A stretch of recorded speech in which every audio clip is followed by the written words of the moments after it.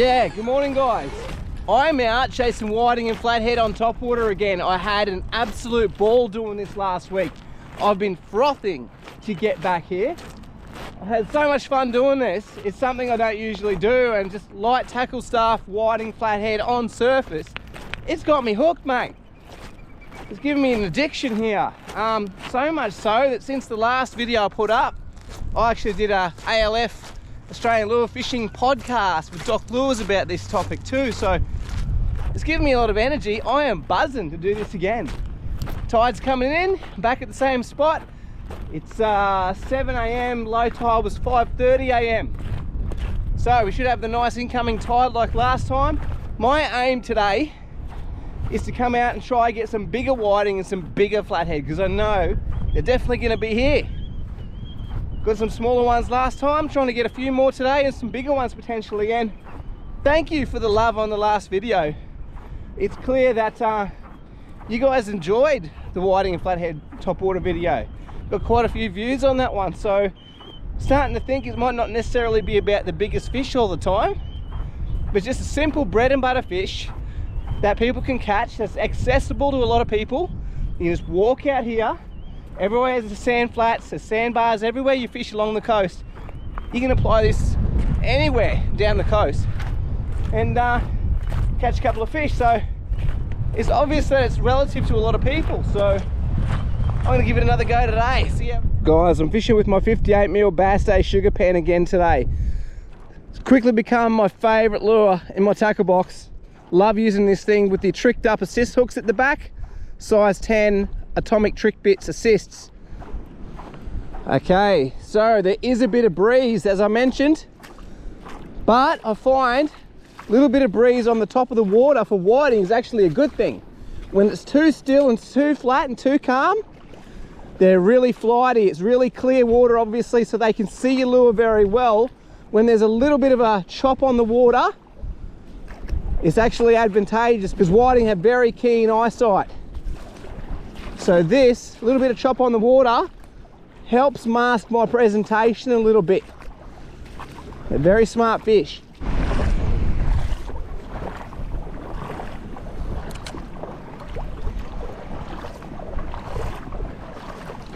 Trying to find that bit of deeper water. I think over here there's a little bit of deeper water, it's smoother. So here there's a bit of wave on the water.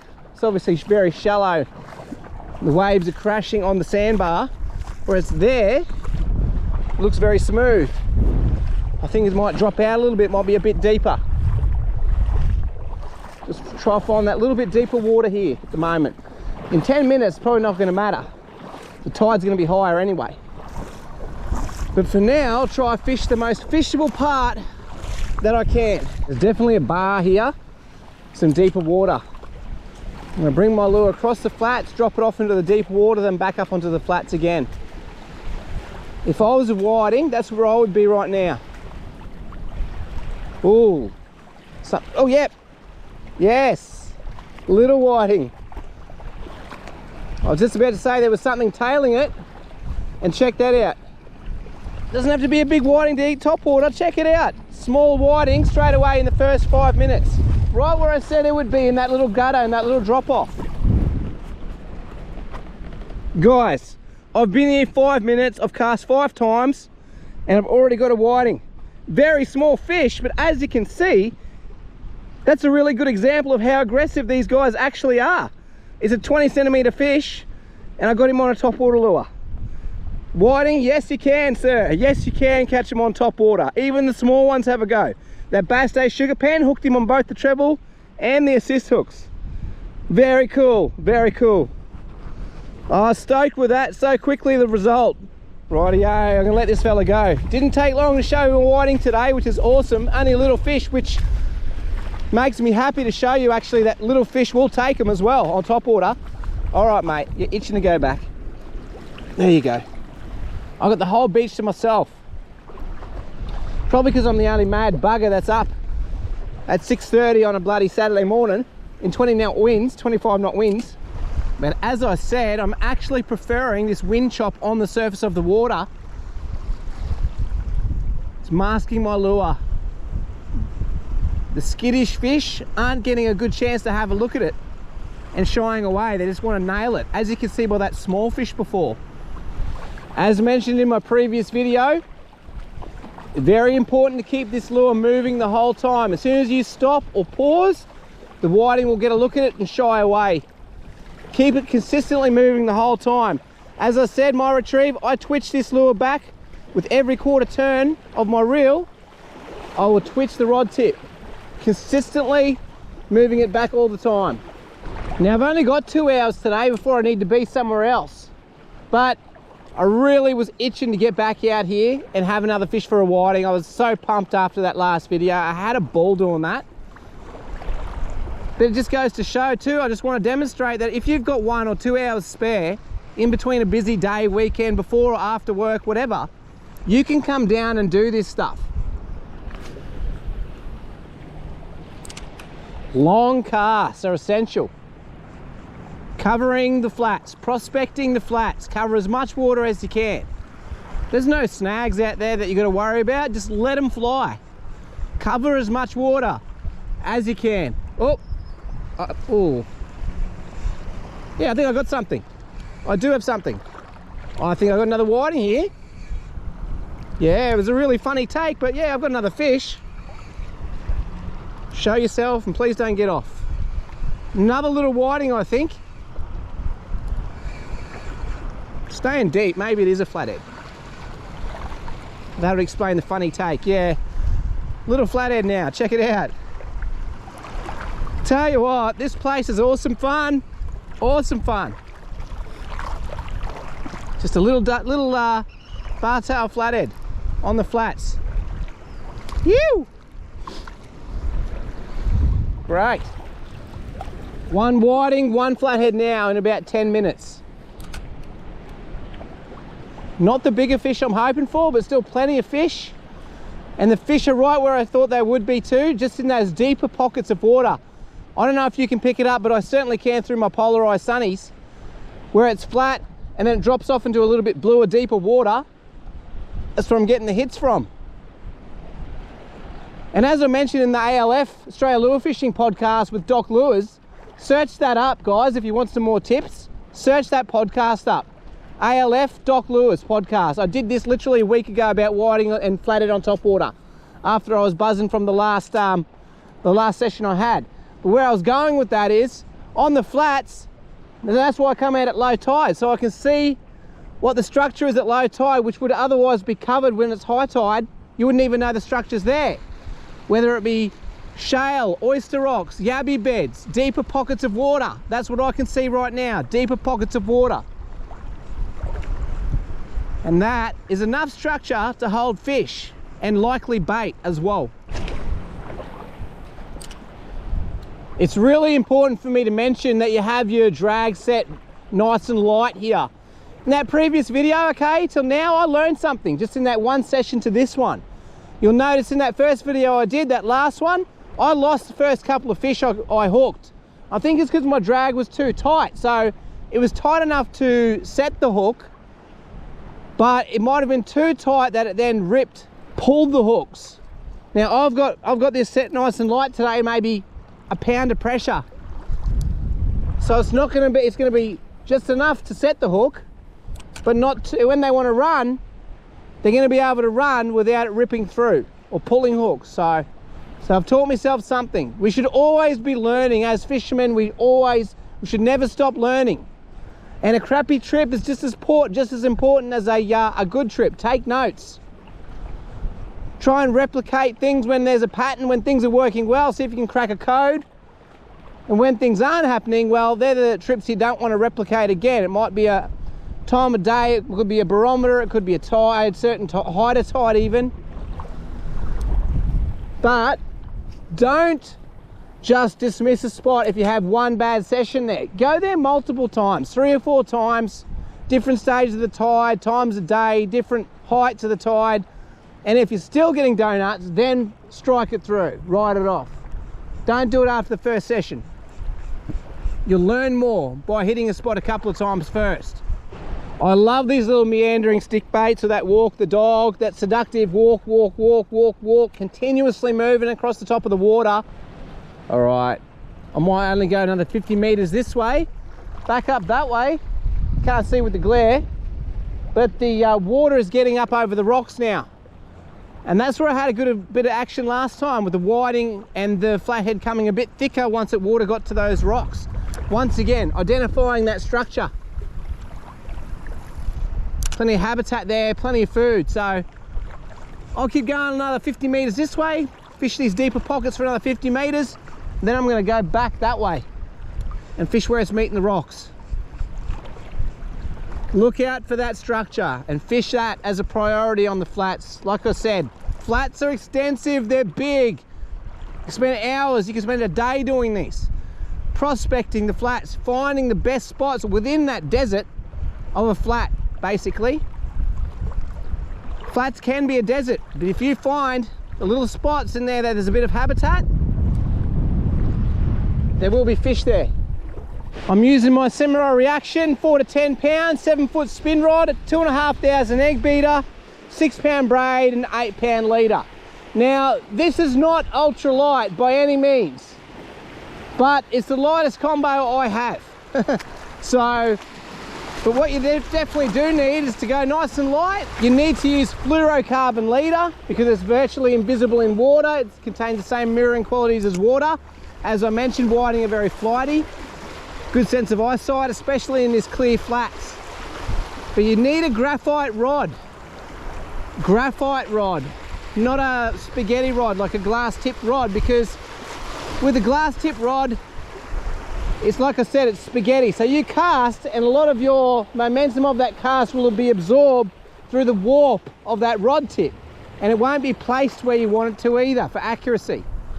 But with a, that was a little fish following that then. But with a graphite rod, they're more rigid, they're more stiff, they're more pokey. So when I flick it, every ounce of energy I put in is expelled into that cast and it goes more direct where I want it to go. So accuracy is really good too. You need a little light graphite rod for this sort of thing. As I said, this is 4 to 10 pound, but something 1 to 2 kilo, 1 to 3 kilo with a 1,000 size reel instead of 2.5 would be even better for this and even more fun. But if I'm going to start doing this a bit more proper, I might have to get a lighter combo again. But this is doing the job nicely, let me just say. It's more about the accessibility. Anyone can come and do this. These spots aren't a secret. There's sandbars wherever you fish, in any waterway in Queensland, New South Wales, wherever you're coming from, in Australia basically. But they're just so accessible, and if you've got an hour free at any time of the day, you can come and take advantage of fishing like this on your doorstep. That's the beautiful part.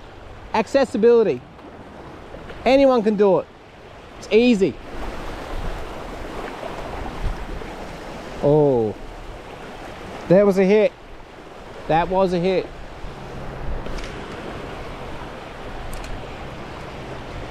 Oh, yep, yep, yep. Yes. There we go. I just had that hit, like I said. Put it back over the same spot. Oh, it feels like a whiting.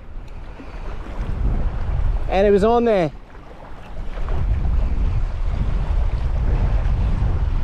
Yeah, a little whiting.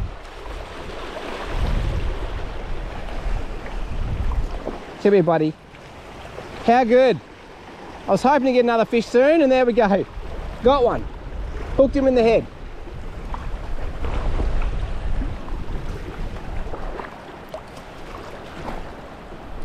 Look at that guy. Second whiting for the morning, one flathead. Once again on the assist hooks. These whiting, they short strike.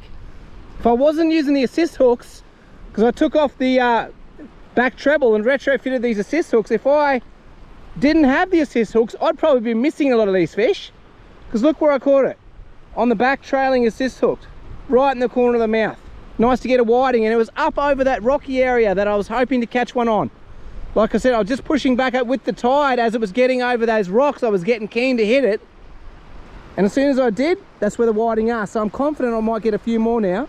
I'll get this guy off, get him back in, get another one. All right, buddy. You can go back, eh? Tell your mama. Go on.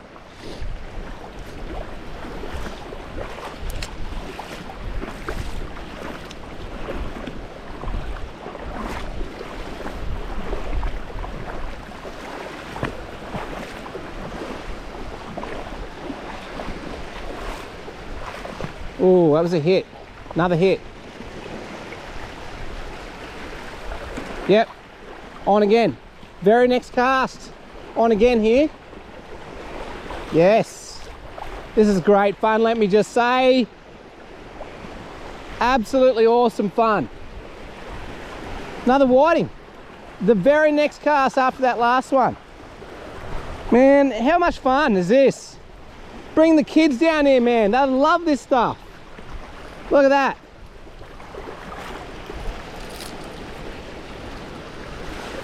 Get the hook out of my finger. Ow. Check that out. That was the very next cast, and once again a small fish, but don't matter. They're still so uber aggressive to eat stuff off the top. Really cool. And like I said, now they're pushing up, the water's pushing up over the rocks. I reckon I'm going to catch a few more, and that was very evident there by that whiting on the very next cast after I just let the other one go. This is so much fun. I'm going to stay here as long as I can. Like I said, I do have a meeting to be at. I've got to be at work actually to tie a ship up. But like I said, it's accessible. I snuck out early this morning before I had to go to work, tie this ship up, so an hour free or 2 hours free. Come and do this. Get my fix. And I'm absolutely loving it.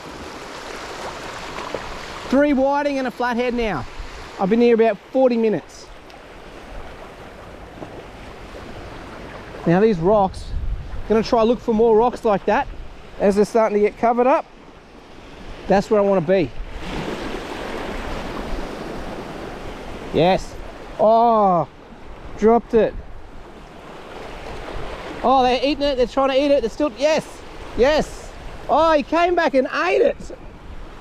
Oh my God. Talk about aggressive. I'd hooked this fish and he came off. Oh, like that. But then he came back and had another go.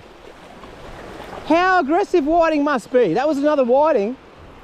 Now, I don't mind that he came off there because I'm just absolutely gobsmacked that he was on for a good 5 seconds, came off, and you'd think that would be enough to spook him. But he came back and ate it again. They're hungry, or they must really love this lure. Bassday sugapen 58 mil. Write that down, get yourself a couple of these.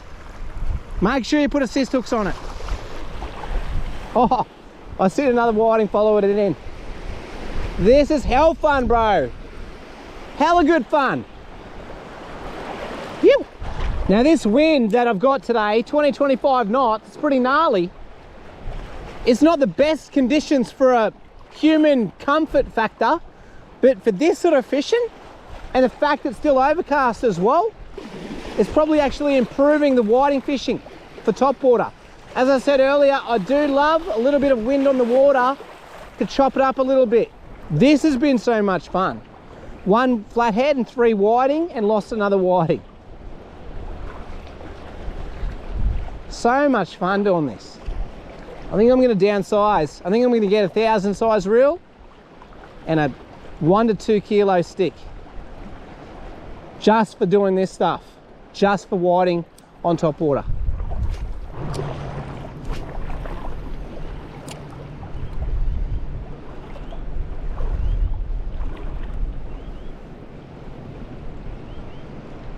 Oh yes. Oh, that feels like a nicer fish.